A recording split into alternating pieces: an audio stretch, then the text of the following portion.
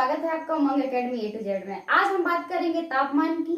इसके पहले हम वायुमंडल के बारे में एक वीडियो अपलोड कर चुके हैं, ठीक है, वो देखा होगा आपने। ठीक, अब इसके बाद में देखेंगे हम क्या तापमान। तापमान क्या होता है, कहाँ से मिलता है ना, और इसका क्या प्रभाव पड़ता है हमारी पृथ्वी पर, तापमान, जलवायु पर, आर्द्रता पर, इन सब पर क्या प्रभाव पड़ता है किसका, तापमान का। और ये तापमान होता क्या है ना, और ये तापमान मापा किससे जाता है, ये सब हम इस वीडियो में देखेंगे। और परीक्षा में जिस प्रकार से क्वेश्चन तापमान से संबंधित पूछे जाते हैं उन सब की हम बात करेंगे। तापमान को इंग्लिश में क्या बोलते हैं, टेम्परेचर बोलते हैं, है ना, और इसकी स्पेलिंग ये रही, ठीक है। तो तापमान जो है वो क्या है, वायु का गर्म या ठंडा होना। जो वायु का गर्म या ठंडा होना होता है उससे क्या होता है, मौसम में परिवर्तन होता है। जब हम वातावरण की जो वायु है वो क्या होगी, गर्म होगी, तो मौसम क्या होगा, गर्म होगा, और हमारे यहाँ क्या होने लगेगी, गर्मी होने लगेगी। और जब वातावरण की जो वायु है वो ठंडी होगी, क्या होगी, ठंडी होगी,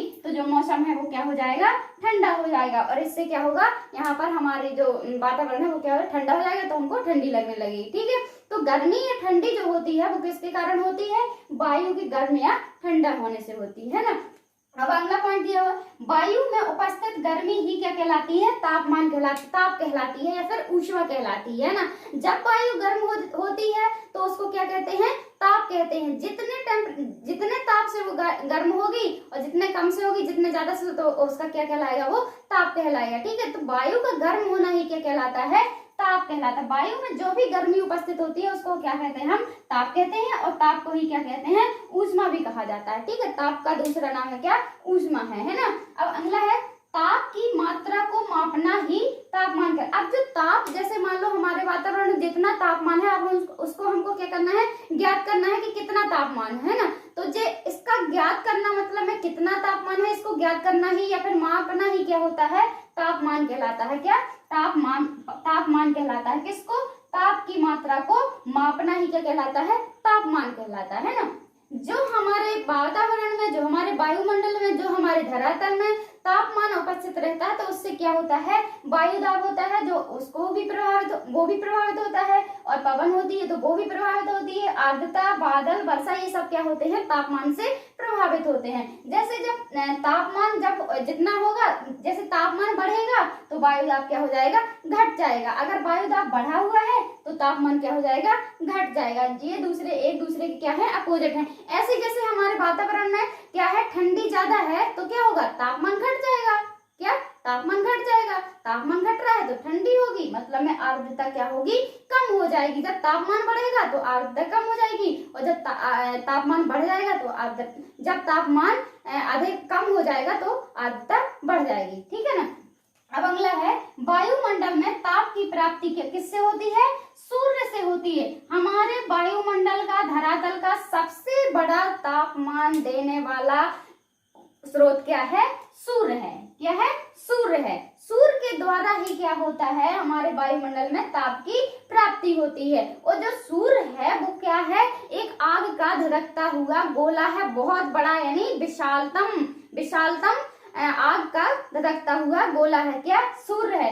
और ये क्या है, अक्षय भंडार, मतलब में ये ऐसा भंडार है जो क्षय नहीं हो सकता है, जो कभी क्षय नहीं हो सकता है। इससे इतना ताप है इसका कि जो कभी क्षय नहीं होता है, ठीक है, मतलब में कमता नहीं है, लगातार हमको ताप प्रदान करता रहता है। कौन करता रहता है, सूर्य करता रहता है ना। अब अगला है, धरातल वायुमंडल की अपेक्षा अधिक ताप प्रदान करता है। जो धरातल है हमारा, जो धरातल है वो क्या होता है कि जब सूर्य कहाँ है, सूर्य मान लो यहाँ है, ठीक है, और यहाँ क्या है, ये वायुमंडल है, ये क्या है, वायुमंडल है, ये वायुमंडल समझ लो आप, है ना। और यहाँ क्या है, हमारी ये पृथ्वी यानी कि धरातल है, ठीक है। तो सूर्य की किरणें यहाँ से यहाँ तो आएंगी पहले, और मेन फोकस उनका कहाँ रहेगा, यहाँ पृथ्वी पर मेन फोकस रहेगा, है ना। तो जो ये धरातल है ये ज्यादा गर्म हो जाएगा, किससे, वायुमंडल की अपेक्षा जो ये धरातल है वो ज्यादा गर्म हो जाएगा। क्यों हो जाएगा, क्योंकि जब भी प्रकाश का जो स्रोत होता है वहां से जो भी किरणें निकलती हैं, जो भी प्रकाश निकलता है, तो जहां उसका मेन फोकस होता है वहां पर उसका जो ताप होता है क्या होता है, वहां पर उसका ताप अधिक होता है। तो क्या ये परीक्षा में पूछा जाता है कि जो धरातल है और वायुमंडल है तो इसमें से सबसे ज्यादा तापमान किसका रहता है दोनों में से, तो किसका रहता है, धरातल का रहता है, ना कि वायुमंडल का रहता है। वायुमंडल का कम रहता तो है उसमें भी, लेकिन क्या है, धरातल की अपेक्षा कम रहता है, किसमें, वायुमंडल में, है ना। अब यहाँ देखो, आप एक देख रहे होंगे मैंने एक फिगर बनाया हुआ है, इसमें क्या है, सौर विकिरण, क्या सौर विकिरण लिखा है मैंने। तो सौर विकिरण की प्रक्रिया जो होती है वो होती क्या है, आप यहाँ देख रहे हैं, ये क्या है, सूर्य है, यहाँ से ये क्या हो रही है, प्रकाश की किरण आ रही है, मतलब विकिरण हो रहा है, विकिरण मतलब निकल रही है, ठीक है, और कहाँ पहुंच रही है, ये पृथ्वी है आपकी, ये पृथ्वी है, तो यहाँ पर ये क्या, जो विकिरण है यानी कि किरणें हैं वो कहाँ आ रही है, यहाँ पृथ्वी पर, ठीक है। तो ये क्या, ये जो सूर्य से पृथ्वी तक आने की, किरणों के आने की जो प्रक्रिया होती है वो क्या कहलाती है, सौर विकिरण कहलाती है। क्या कहलाती है, सौर विकिरण कहलाती है। अब सूर्य से निकल रही है तो क्या है, सौर विकिरण है ना। जब ये किरण है यहाँ पृथ्वी पर आ गई है ना, अब यहाँ क्या है, पृथ्वी द्वारा ताप बाहर निकालने की जो प्रक्रिया वो क्या कहलाती है, पार्थिव विकिरण कहलाती है। क्या कहलाती है, पार्थिव विकिरण। पार्थिव विकिरण क्यों कहलाती है, अब जब जो ये किरणें पृथ्वी पर आ तो गई हैं, लेकिन कुछ समय बाद क्या हो, जब पृथ्वी गर्म हो जाती है तो इन्हीं जो किरणें हैं इनको क्या करने लगती है, परावर्तित करने लगती है, मतलब रिटर्न करने लगती है। तो जब यहाँ से यही किरणें, मतलब में जो ताप है वो वापस जाने लगेगा तो क्या होगा, यहाँ पर कौन सी प्रक्रिया कहलाएगी, पार्थिव विकिरण कहलाएगा। पार्थिव मतलब में पृथ्वी, है ना। तो पृथ्वी क्या है, पृथ्वी से जब ऊपर किरणें जाएंगी तो पार्थिव विकिरण, और जब सूर्य से नीचे को किरणें मतलब पृथ्वी पर आएंगे तो क्या कहलाएगा, सौर विकिरण कहलाएगा। अब आपको पता है कि मैंने जैसे इसके पहले वायुमंडल में बताया था आपको कि जो क्षोभ मंडल होता है उसमें क्या होता है कि जो ऊंचाई के साथ तापमान क्या हो जाता है, घटता है। क्या होता है, घटता है। जैसे हम ऊंचाई के साथ ऊपर बढ़ते हैं तो क्या होता है, तापमान क्या होने लगता है, घटने लगता है। आपको कैसे होता है, मैंने वहां पर भी डिफाइन किया था, यहाँ पर भी बता रही हूँ, ठीक है। जैसे ये जो किरणें आ रही हैं यहाँ पृथ्वी से जब रिटर्न होकर वापस जाएंगी तो यहाँ तो सबसे गर्म होंगी, कहाँ, पृथ्वी पर, मतलब में धरातल पर तो बहुत गर्म होगी। फिर जैसे जैसे ऊपर उठती जाएंगी तो क्या है, उसका तापमान बहुत अधिक रहेगा, तो ऊपर हल्की गर्म होके वो क्या होती है, हल्की हो जाती है, तो वो ऊपर उठने लगती हैं, और जैसे ऊपर उठने लगेंगी तो धीरे धीरे क्या होगा, तापमान उसका घटने लगेगा। क्यों घटने लगेगा, क्योंकि वो वहां तक जाते जाते क्या ठंडी होने लगती है। जब ऊपर जाएगी तो ठंडी होने लगेगी तो क्या होगा, यहाँ पर तापमान घटने लगेगा। तो इसलिए क्वेश्चन ऐसा भी पूछा जाता है कि जो ऐसा कौन सा मंडल है जिसमें ऊंचाई के साथ तापमान घटता है, तो वो कौन सा है, क्षोभ मंडल है। मेन बात और है, एक बहुत मोस्ट चीज है कि जब कोई भी व्यक्ति एरोप्लेन में यात्रा करता है या फिर हवाई जहाज में यात्रा करता है तो उसके कई बार कान दर्द होने लगते हैं, नाक से खून जाता है, कान से भी खून आ जाता है, और कई बार उल्टियां भी होने लगती हैं। तो इसका रीजन क्या है, ऐसा होने क्यों लगता है, आपने कभी अंदाजा लगाया है इसका, नहीं लगाया तो सुनिए। जब हम मान लो ये हमारी पृथ्वी है, ठीक है, और यहाँ क्या है, ये यहाँ पर एक हेलीकॉप्टर उड़ रहा है, ठीक है, हाँ, वहां पर एक व्यक्ति बैठा है ना। तो यहाँ क्या है, जो ये पृथ्वी है यहाँ का तापमान अधिक है, क्या है, तापमान तो अधिक है, और यहाँ पर हवा भी क्या है, बहुत घनी है, क्या है, घनी है, और ऊपर जाने पर क्या है, विरल होने लगती है हवा। तो पृथ्वी के मतलब में धरातल पर या फिर नीचे कह लें तो यहाँ पर क्या होता है, वायुदाब अधिक होता है, और ऊंचाई के साथ बढ़ने पर क्या होने लगता है, वायुदाब में कमी आने लगती है। अब आगे देखते हैं, जो वायु है वो वायु का गर्म होना, वायु का जो गर्म होना है वो किस किस क्रियाओं द्वारा होती है, कौन कौन प्रक्रियाएं होती हैं उसकी। तो देखते हैं, पहली है विकिरण की क्रिया द्वारा, क्या, विकिरण की क्रिया द्वारा, संचलन की क्रिया द्वारा, और संवहन की क्रिया। ये जो तीन क्रियाएं दी हुई हैं इनके द्वारा क्या होता है, वायु क्या होती है, गर्म होती है, ठीक है। तो जो विकिरण क्रिया वो क्या होती है, वो क्या करती है, धरातल का ऊपरी भाग गर्म होना। जब सूर्य की किरणें पृथ्वी पर आती हैं तो जो धरातल होता है उसको गर्म होता है, मतलब पृथ्वी क्या होती है, गर्म होती है, और वही गर्म होना क्या कहलाता है, विकिरण की क्रिया कहलाती है। धरातल का ऊपरी भाग ही गर्म होना क्या कहलाता है, विकिरण की प्रक्रिया कहलाता है ना। अब दूसरी क्रिया क्या है, संचलन क्रिया।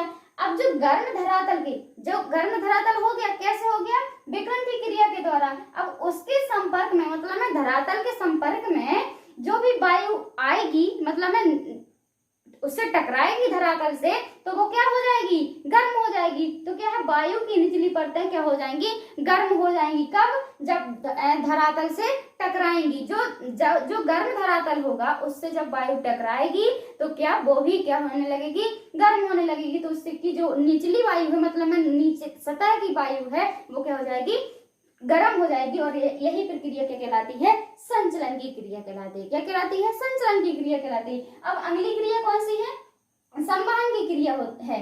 जो वायु की निचली परतें गर्म व हल्की होकर ऊपर उठती हैं, वायु के इस रिक्त हुए स्थान की पूर्ति के लिए ठंडी वायु ऊपर से नीचे आती है और पुनः गर्म होकर ऊपर। हाँ, अब जो वायु होती है, जो निचली परतें होती हैं वायु की, वो क्या होती है, गर्म होकर के, हल्की होकर के ऊपर उठने। जब गर्म हो जाएंगी तो हल्की होने लगती है। गर्म वायु कैसी होती है, हल्की होती है, इसलिए जो गर्म वायु होती है वो ऊपर उठती है। और जब वो जो वायु की निचली परतें होंगी वो गर्म हो जाएंगी और हल्की होकर क्या, ऊपर उठने लगेंगी। तो वहां जो जहां वो थी वहां का स्पेस क्या हो जाएगा, खाली हो जाएगा। और वो वहां के स्पेस को पूरा करने के लिए मतलब में उस रिक्त स्थान की पूर्ति करने के लिए दूसरी वायु आएगी। क्या, दूसरी ठंडी वायु आएगी। और फिर क्या, जब फिर से वो धरातल से टकराएगी तो गर्म हो जाएगी। और जब फिर से वो गर्म होकर के ऊपर उठने लगेगी तो वो क्या कहलाती है, संवहन की क्रिया कहलाती है। जब वो पुनः ऊपर उठने लगती है गर्म होकर तो यही क्रिया क्या कहलाती है, संवहन की क्रिया कहलाती है। ठीक है, तो आपको ये तीनों क्रियाएं जो विकिरण है, संचलन है और संवहन है अच्छे से पता हो गई होंगी। ठीक है, अब अगला क्या है, जो तापमापी यंत्र मतलब में जिससे तापमान क्या ज्ञात किया जाता है या फिर मापा जाता है, वो क्या होता है, तापमापी यंत्र बोला जाता है उसको, या फिर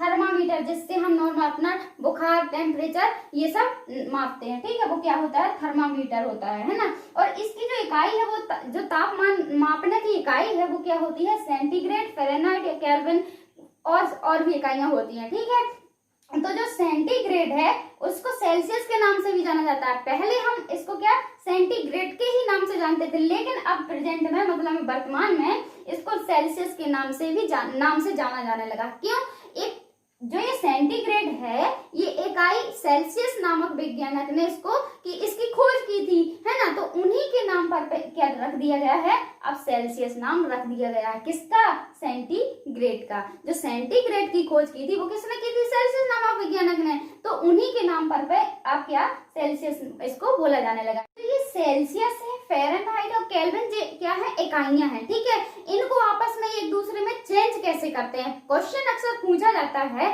कि जैसे मान लो कुछ भी, जैसे मान लो बोल देगा 37 डिग्री सेल्सियस है तो इसको फ़ारेनहाइट में बदलो, या फिर कुछ इतना फ़ारेनहाइट दे दे तो इसको क्या, सेल्सियस में बदलो, या फिर केल्विन में बदलो।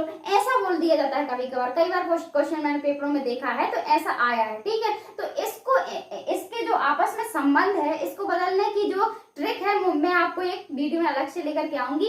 ठीक है, बहुत अच्छी ट्रिक है उसकी, एक बार आप उसको समझ लोगे तो लाइफ में कभी नहीं भूलोगे। ऐसी ट्रिक है वो, है ना, तो मैं आपको वो उपलब्ध करवा दूंगी। ठीक है, तो अब आगे है जो जल का हिमांक होता है। जल का हिमांक मतलब जो जल है मतलब पानी है वो कितने डिग्री सेल्सियस पर जमता है। क्या, हिमांक का मतलब क्या होता है, जमना उसका। ठीक है, तो जब जल का तापमान 0 डिग्री सेल्सियस हो जाता है तो क्या जल क्या होने लगता है, जमने लगता है ना।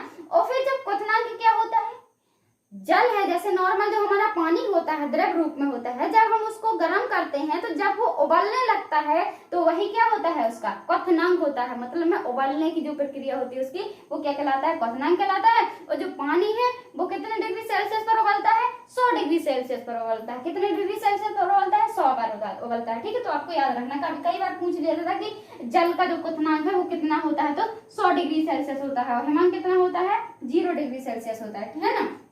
अब तापांतर आता है। जो तापांतर है उसको कैसे ज्ञात किया जाता है, क्वेश्चन कई बार पूछा जाता है कि कुछ तापमान दे देंगे और फिर बोलेंगे कि इसका तापांतर कितना है। तो तापांतर ज्ञात करने का तरीका या फिर सूत्र कह लीजिए क्या है, अधिकतम ताप। कई बार ऐसा होता है कि बोलते हैं जैसे कि आज का टेम्परेचर इतना अधिकतम रहा, इतना न्यूनतम रहा, मतलब कम से कम इतना रहा, और हाईएस्ट मतलब में अधिकतम इतना रहा। तो जो अधिकतम तापमान होता है उसमें से हम माइनस कर देते हैं क्या, न्यूनतम तापमान।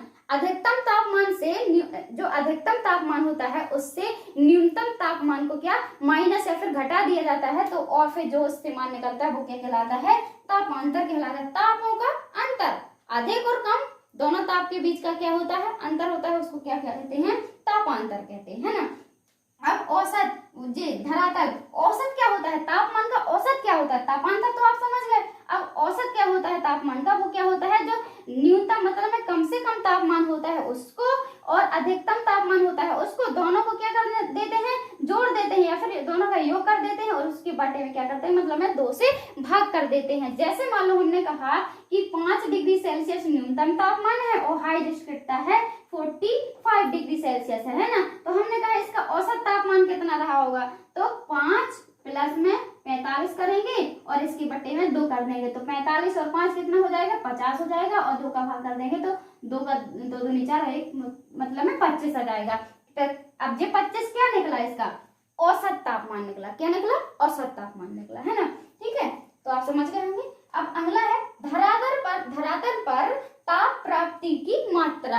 अब हमको जो हमारी धरती है यहाँ पर जो तापमान प्राप्त होता है, कहीं पर कम कहीं पर ज्यादा, तो ऐसा क्यों होता है, इसके रीजन है कुछ, क्या इसके रीजन है क्या, सूर्य की किरणों का झुकाव, जो सूर्य की किरणें हैं उनका झुकाव और दिन की अवधि, दिन का समय मतलब में कितने घंटे का दिन होता है, कितनी घंटे की रात होती है, ये भी डिपेंड करता है किस पर, धरातल का गर्म होना या ठंडा होना है ना, और समुद्र तल से ऊंचाई और वायुमंडल की ऊंचाई पर भी निर्भर करती है, ठीक है। अब जैसे यहाँ एक फिगर देख रहे होंगे आप कि ये क्या है, सूर्य है हमारा और ये क्या है, हमारी पृथ्वी है। पृथ्वी क्या है, 23.5 डिग्री झुकी हुई है, ठीक है, और ये क्या है, सूर्य है। तो सूर्य की जो किरणें हैं वो कहाँ से आ रही हैं, ऐसे सूर्य से आ रही है, कहाँ, पृथ्वी पर आ रही है ना।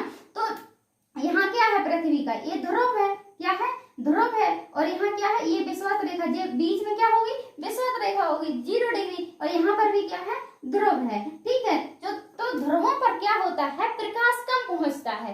क्यों पहुंचता है कम, आप देख रहे होंगे कि जो सूर्य का प्रकाश होगा, जो किरणें होंगी वो डायरेक्ट मतलब यहाँ लंबवत आएंगी, कहाँ, यहाँ लंबवत मतलब में सीधे आएंगी, तो यहाँ जल्दी पहुंच जाएंगी, क्या होगा, जल्दी पहुंच जाएंगी तो ज्यादा प्रकाश आएगा, जब जल्दी पहुंच जाएगी तो ज्यादा प्रकाश आएगा, और यहाँ दूर तक जाने में ज्यादा समय भी लगेगा, और जो प्रकाश होगा वो कहीं यहाँ बिखरेगा कहीं यहाँ बिखरेगा, तो जो यहाँ से जो किरणें आएंगी तो वो बिखर जाएंगी, तो क्या हो जाएंगी, यहाँ पर कम गर्म होते हैं, क्या कम गर्म होती हैं, तो यहाँ क्या होती है, इसीलिए जो ध्रुव होते हैं पृथ्वी के वो क्या होते हैं, अधिकतर ठंडे होते हैं, और जो ये विषुवत रेखा पर क्या बहुत ज्यादा गर्मी होती है, ठीक है। देखिए यहाँ दिन की अवधि, जो दिन की अवधि होती है मतलब में जैसे 8 घंटे का दिन है, क्या 8 घंटे का दिन है कहने का मतलब, तो क्या हो, जैसे 8 घंटे का है और 10 घंटे का है, तो जब 8 घंटे का दिन रहेगा तो यहाँ पर कम गर्मी होगी, क्या यहाँ पर क्या होगी, ठंडी होगी, मतलब में कम गर्मी, और यहाँ पर क्या होगी, जब ज्यादा देर तक सूर्य रहेगा तो क्या ज्यादा देर तक गर्मी रहेगी, मतलब में गर्म वातावरण रहेगा, और जब कम समय तक सूर्य रहेगा तो क्या ठंडी होगी। इसीलिए जो शीतकालीन समय होता है मतलब में सर्दियों का समय होता है, तो उस टाइम क्या होता है, जो दिन होते हैं वो छोटे होते हैं और रात होती है क्या होती है, बड़ी होती है, तो दिन छोटे होने के कारण सूर्य कम समय तक रहता है, इसलिए क्या होता है, ठंडी होती है, मतलब वातावरण गर्म नहीं हो पाता है ज्यादा, है ना, तो क्या होती है, ठंडी होती है। और जो गर्मी का समय होता है उसमें क्या है, जो सूर्य होता है वो बहुत अधिक समय तक रहता है, इसलिए क्या होता है, जो वातावरण है हमारा वो बहुत ज्यादा गर्म हो जाता है, इसलिए क्या होती है, गर्मी पड़ती है, ठीक है। तो दिन की अवधि है जो वो भी धरातल को गर्म करने में सहयोगी या फिर प्रभावित करती है, ठीक है। अब समुद्र तल से क्या ऊंचाई, अब जो समुद्र तल है इसकी लेवल से जो ऊंचाई ऊपर उठने पर क्या होता है, तापमान क्या होने लगता है, घटने लगता है। क्यों घटने लगता है, जब सूर्य की जो किरणें आएंगी पृथ्वी पर, कहाँ आएंगी, पृथ्वी पर किरणें आएंगी तो यहाँ पर ज्यादा गर्मी हो जाएगी है, और जब इसका परावर्तन होगा तो नीचे तो बहुत गर्म रहेगी, जैसे ऊपर उठने लगी तो वो क्या कम गर्मी होने लगी, मतलब कम गर्म होंगी, तो इससे क्या होता है कि जो समुद्र तल से जो ऊंचाई है वो भी डिपेंड करती है किस पर, धरातल पर ताप की प्राप्ति की मात्रा को, ठीक है। अब यहाँ क्या है, वायुमंडल की चौड़ाई पर भी निर्भर करती है। जो वायुमंडल है हमारा क्या है, वो चौड़ा है, ठीक है, तो इसकी जो चौड़ाई है वो क्यों प्रभावित करती है धरातल में तापमान को? ऐसे करती है जैसे यहाँ से ये मतलब में किरण आ रही है, ठीक है, ये किरण आ रही है तो यहाँ तक इसको जाने में ज्यादा समय लगेगा, है ना। और यहाँ क्या होगा, यहाँ भी जाने में ज्यादा समय लगेगा और यहाँ भी ज्यादा समय लगेगा, यहाँ कम लगेगा। तो जब ज्यादा देर तक जहाँ फैलेंगी और अधिक क्षेत्र में फैलेंगी किरणें तो क्या हो जाएंगी, कम गर्म हो जाएंगी, मतलब में ठंडी हो जाएंगी, है ना। और जब कम समय लगेगा और कम क्षेत्र में फैलेंगी तो क्या, ताप अधिक होगा। तो यही है कारण कि जो वायुमंडल की चौड़ाई है वो भी डिपेंड करता है किस पर, धरातल की ताप की प्राप्ति पर। ठीक है, तो ये रहा आपका वीडियो, क्या, तापमान का टॉपिक, और यहाँ पर मैंने इसको पूरा कंप्लीट करवा दिया है। जिस जिस प्रकार से क्वेश्चन इससे पूछे जाते हैं वो सब मैंने यहाँ पर बता दिए हैं। अब आपके लिए क्वेश्चन है जो आपको होमवर्क के रूप में रहेगा और इसका जवाब आपको कमेंट बॉक्स में कमेंट करना है, ठीक है। और क्या होगा इसका सही आंसर। तो प्रश्न क्या है, वायु के गर्म होकर ऊपर उठने की जो क्रिया है वो क्या कहलाती है?